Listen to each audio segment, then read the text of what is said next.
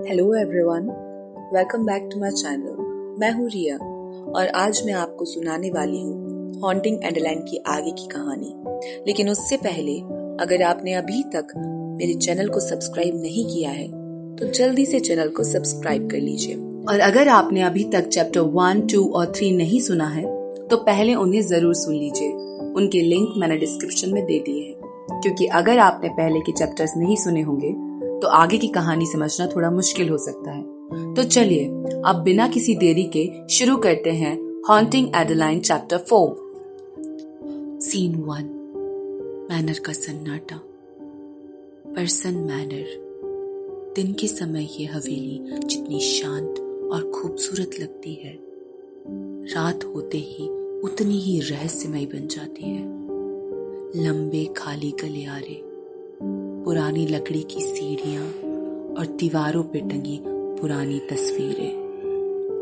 रात की खामोशी में हर छोटी आवाज और भी ज्यादा साफ सुनाई देती है। उस रात भी हवेली में गहरा सन्नाटा था।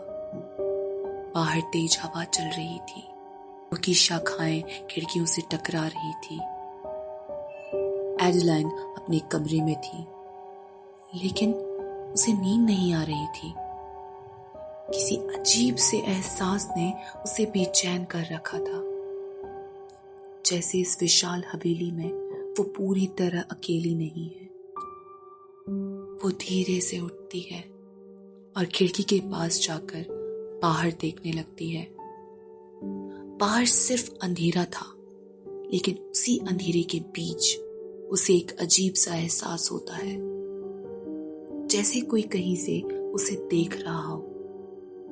एडेलाइन तुरंत पीछे मुड़कर कमरे को देखती है। कमरा खाली था। सीन 2। एक अंधे की निगाह। हवेली के बाहर पेड़ों की परछाइयों के बीच कोई खड़ा था, शांत, बिल्कुल बिना आवाज के।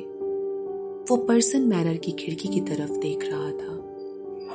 उसकी नजरें सीधे एडेलाइन के कमरे पर टिकी थी। वो कोई और नहीं, जेड था। जेड के चेहरे पर वही ठंडा और रहस्यमयी भाव था, जैसे वो सिर्फ देख नहीं रहा बल्कि हर चीज को समझ रहा हो। उसके लिए एडेलाइन सिर्फ एक लड़की नहीं थी, उसमें कुछ ऐसा था जो उसे बार बार इस हवेली तक खींच लाता था। लेकिन इस बार उसकी नजरों में सिर्फ जिज्ञासा नहीं थी, बल्कि एक चेतावनी भी थी, क्योंकि उसे पता था कि खतरा धीरे धीरे करीब आ रहा है। सीन 3। शहर के अंधेरे में उसी रात शहर के एक सुनसान इंडस्ट्रियल एरिया में एक पुरानी वेयरहाउस के अंदर कुछ लोग इकट्ठे हुए थे। उनके चेहरे पर गुस्से से भरे हुए भाव थे। उनका लीडर टेबल पर जोर से हाथ मारते हुए बोला, उसे ढूंढो, वो कहीं दूर नहीं गया होगा। असल में ये लोग एक खतरनाक क्रिमिनल नेटवर्क का हिस्सा थे।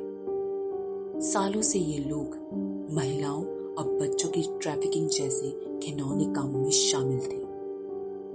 लेकिन कुछ महीनों पहले किसी ने उनके कई ऑपरेशन बर्बाद कर दिए। उनके कई आदमी पकड़े गए। कई जगहों पर उनका इल्लीगल बिजनेस बंद हो गया। और इन सब के पीछे सिर्फ एक नाम था, जेड।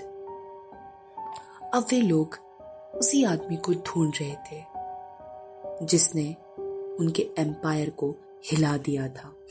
सीन 4। जेड की असली पहचान। जेड कोई साधारण आदमी नहीं था। वो एक ऐसे सीक्रेट नेटवर्क का हिस्सा था जो उन क्रिमिनल्स का पीछा करता था जो कानून से बच निकलते हैं।